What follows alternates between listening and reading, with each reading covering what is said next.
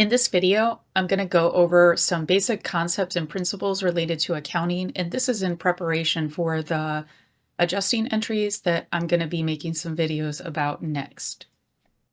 First of all, this is a principle I went over at the beginning of the series. This is the cost principle, which is also called the historical cost principle. And it just says that assets should be recorded at actual cost. So you're not recording things at their market value, you are recording things at what they actually cost you. Even if you got a discount, you are recording that discounted price. And then the going concern assumption just assumes the entity will remain in operation for the foreseeable future. In other words, when you're doing accounting, you are assuming that, for example, if you purchase equipment and you're going to depreciate that equipment, you're assuming that that business will be in operation for the life of that asset. In other words, you wouldn't say, well, I'm only going to use it for 2 years because we're going to probably close in 2 years. You wouldn't do accounting in that way. And then the monetary unit assumption just says that accounting transactions should be measured and recorded in monetary units. Now, of course, different countries have different currencies. I'm in the United States, so I'm going to be recording things more than likely in dollar amounts. But if I were to work for an international company or a company in another country, I would more than likely be recording things in their currency or the currency where the transactions are occurring. And you also want to assume the currency value is stable.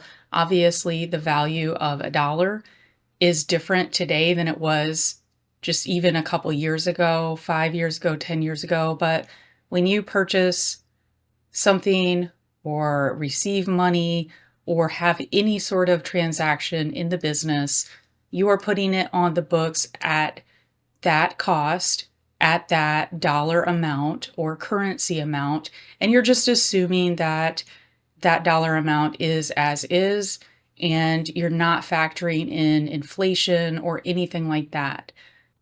And then the time period concept is just stating that business activities are divided into time segments. A lot of times you're dividing reports into a 1-year period, and that's mainly because tax returns are prepared for 1-year periods typically. And that could be a calendar year, or if you have a business with a different year end, that could be a fiscal year. For example, if your year end is September 30th, you're looking at October 1st of the prior year to September of the current year. That is your fiscal year. And then most businesses want to look at reports more often than once a year. So they could look at interim reports monthly, quarterly, weekly, or even daily if they wanted to. And then we're also going to use the revenue recognition principle. Revenue is recorded when earned, so that would be when the service is provided or when the product is delivered.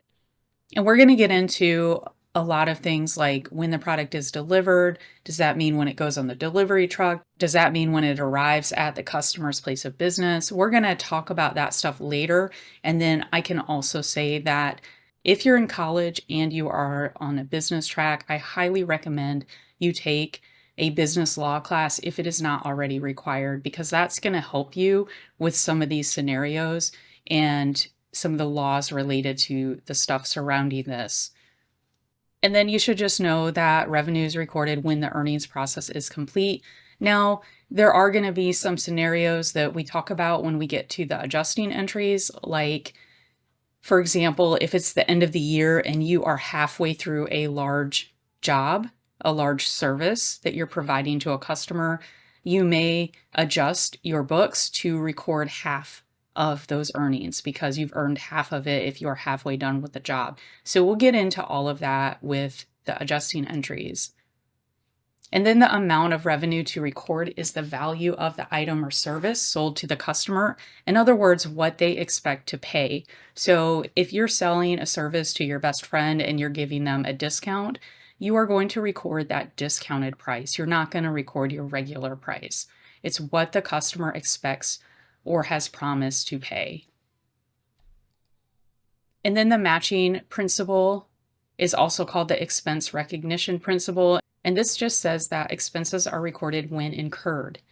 And incurred just means you're becoming liable for it. You've used something up, you've agreed to pay something, or something to that effect. For example, when you use electricity, you are liable to pay for that electricity. When you agree to pay rent monthly, you become liable for that rent. And ideally, you would have expenses matched against revenues during the same time period.